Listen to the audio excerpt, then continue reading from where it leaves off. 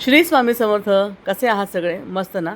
आज आपण झटपट होणारी वांग बटाटा रस्सा भाजी बघणार आहोत. वांगे घेतलेत मी, बघा किती छान हिरवे काटेरी असे वांगे आहेत. वांगे आणि बटाटे चिरून पाण्यात बुडवून ठेवलेले आहेत. बटाटे मी सालासकट घेतले आहेत. वांगे आणि बटाटे हे पाण्यात बुडवल्यामुळे काळे पडत नाहीत, त्याच्यामुळे आपल्याला बाकीची तयारी होईस्तोवर हे पाण्यात बुडवून ठेवायचे आहे. बारीक कांदा चिरून घेतला आहे. आता आपण एका कुकरच्या पॅनमध्ये तेल घेतलं आहे, थोडं हिंग, राई आणि मोहरी घातली आहे. आता थोडं वरून हिंग घातलेलं आहे. हिंग आणि राई मोहरी छान तळतळले की आपल्याला कांदा घालायचा आहे, जो बारीक चिरला आहे तो. आणि आता वरून आपण आलं लसूणची पेस्ट घालतो आहे. आता छान सगळं आपल्याला परतायचं आहे व्यवस्थित. परतता त्याच्या कांद्याकडे तुम्ही फक्त लक्ष द्यायचं आहे की कांदा जास्त करपता कामा नये. आपल्याला फक्त मौसूद करून घ्यायचा आहे गुलाबी रंगावर. झाला की आपल्याला वर्ण हळद, लाल तिखट, गोडा मसाला घालायचा आहे. थोड्या गोड्या मसाल्याची वेगळीच चव येते, त्यामुळे गोडा मसाला घालायचा आहे. आता धणे जिरे पावडर आपण घेतो आहे आणि कांदा लसूण मसाला.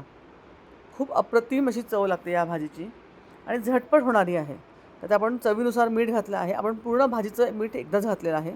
तुम्हाला जर का अंदाज येत नसेल तर तुम्ही थोडंसं आत्ता मीठ घालायचं आहे आणि थोडी साखर घालायची आहे आत्ता या क्षणाला. छान सगळं परतून घ्यायचं आहे व्यवस्थित. थोडा गॅस आपल्याला मोठाच असला पाहिजे आता या मोमेंटला. आणि त्यात कोमट पाणी घालायचं आहे, गरम किंवा कोमट पाणी घालायचं आहे आणि छान मस्त सगळा मसाला परतून घ्यायचा आहे त्या पाण्यात. तो छान सगळा एकजीव झाला पाहिजे आणि त्याला बुडबुडे येईपर्यंत आपला गॅस मोठाच ठेवायचा आहे. बघा गॅसला आपल्या तरीला बुडबुडे यायला लागलेले आहेत. आपला गॅस आता आपण मोठा ठेवला होता, आता आपण तो बारीक करूयात. किती छान खतखत शिजते बघा आपला मसाला. असं आता आपल्याला या मिनटाला आपल्याला गॅस बारीक करायचा आहे.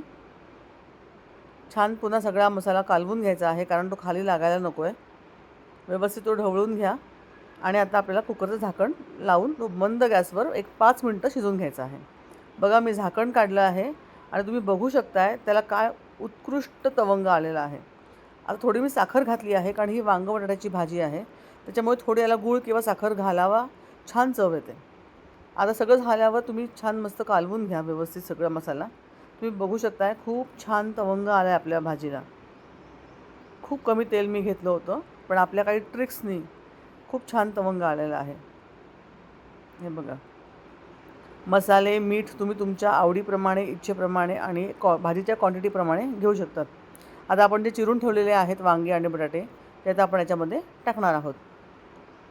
सगळे आपण टाकून घेऊ पहिले वांगे बटाटे आणि छान आला मोठ्या गॅसवर आपल्याला सगळं कालवून घ्यायचं आहे. व्यवस्थित परतायचं आहे, जेणेकरून प्रत्येक फोडीला मसाला लागला पाहिजे. गॅस मोठाच आता ठेवायचा आहे आपल्याला.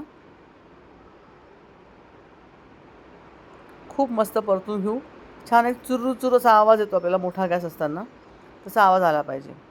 आणि आता याच्यामध्ये आपल्याला पाणी जेव्हा आपण घालू तेव्हा कोमट किंवा गरम पाणीच घातलं पाहिजे. त्यामुळे तुमच्याकडे किटली असेल, तुम्ही किटलीत पाणी गरम ठेवा. आता तुम्ही तोपर्यंत एका साईडला गॅसवर पाणी गरम करायला ठेवून द्या. छान मसाला परतून झालेला आहे. सगळ्या फोडींना छान मसाला पण लागलेला आहे. हे बघा खाली कुठेही तो मसाला लागलेला नाही आहे. मी मंद गॅसवर बघा आपली भाजी छान चिरून शिजवून घेतली आहे. वाफेवर शिजवून घेतली आहे थोडीशी, कारण तो मसाला पूर्ण आत उतरतो. आता मी जे गरम पाणी केलं होतं ते गरम पाणी घातलं आहे. छान त्याला आता उकळी येऊ देणार आहे आणि आता एक आपण शिट्टी काढून घ्यायची आहे. फक्त एकच शिट्टी काढायची, तेवढी बास आहे, कारण त्याच्यामध्येच बटाटा आणि आपलं वांगं छान शिजून जातं मऊसूत. बघा एक शिट्टी आपली झाली आहे. आता गॅस बंद करायचा. कुकर गार झाल्यावर झाकण उघडायचं. आता तुम्ही बघा खूप छान अशी आपली भाजी तयार झाली आहे. अगदी सगळं स्टार्ट टू एंड तुम्हाला 30 मिनटं खूप झाले. तुम्ही 30 मिनटामध्ये पूर्ण डब्याचा स्वयंपाक करू शकताय. बघा मस्त तुमची भाजी तयार झालेली आहे. रस्सा पण मस्त दाटसर झालेला आहे व्यवस्थित. त्याला काहीही आपण दाण्याचं कूट वगैरे काही इतर मसाला घातलेला नाही आहे. त्याच्यामध्ये वांग्याचं आणि बटाट्याचं स्टार्च उतरलेलं आहे, त्यामुळे ते आपला रस्सा पण छान दाटसर झालेला आहे व्यवस्थित. वांगंसुद्धा एका शिट्टीत खूप छान शिजलं आहे बघा, मऊसूत शिजलेलं आहे. तुम्हाला आम्ही अजून दाखवते बघा. हे बघा आता ही वांग्याची फोड मी उचलली आहे बघा. तुम्हाला दिसतं आहे ते वांगं खूप छान शिजलेलं आहे. भाजीला रंग खूप छान आला आहे आणि भाजीला तवंग पण खूप छान आला आहे. आता वरून आपली गावरान कोथिंबीर बुरबुरायची.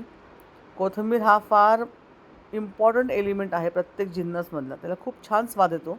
मी देठासकट कोथिंबीर घेते कधी पण. थोडे थोडे त्यात देठ असतात माझ्या कोथिंबीरीत आणि मी ते कापून बारीक चिरून घालते. आता आपल्याला छान झाकण लावून एक 2-3 मिनटं असं बंद ठेवायचं आहे. गॅस आपला ऑलरेडी बंद आपण केलेला आहे. आता फक्त आपण झाकण लावून 2 ते 3 मिनटं ठेवायचं आहे. त्याने छान तो कोथिंबीरीचा ॲरोमा त्या पूर्ण भाजीला येतो. हे बघा आपली कोथिंबीरसुद्धा थोडी सॉफ्ट तुम्हाला दिसते झालेली.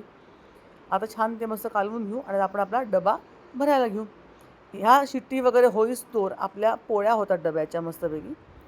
आपलं सलाड वगैरे कापून होतं. जे आपल्याला अजून काय हवं असेल त्या गोष्टी आपण मधल्या वेळेत मॅनेज करू शकतो. बघा भाजी घेतली मी डब्यात भरली, पोळ्या डब्यात भरल्या आणि काकडी मस्त चिरून घेतली आहे. छान आपल्याला मस्तपैकी डबा तयार आहे. पूर्ण डबा होण्यासाठी 30 मिनटं 35 मिनटं याच्यापेक्षा वर लागत नाहीत. जर का तुम्ही अशी ट्रिक वापरली तर नक्कीच पटापट आपला डबा होऊ शकतो. घाईच्या वेळेत ही ट्रिक नक्की उपयोगाची आहे.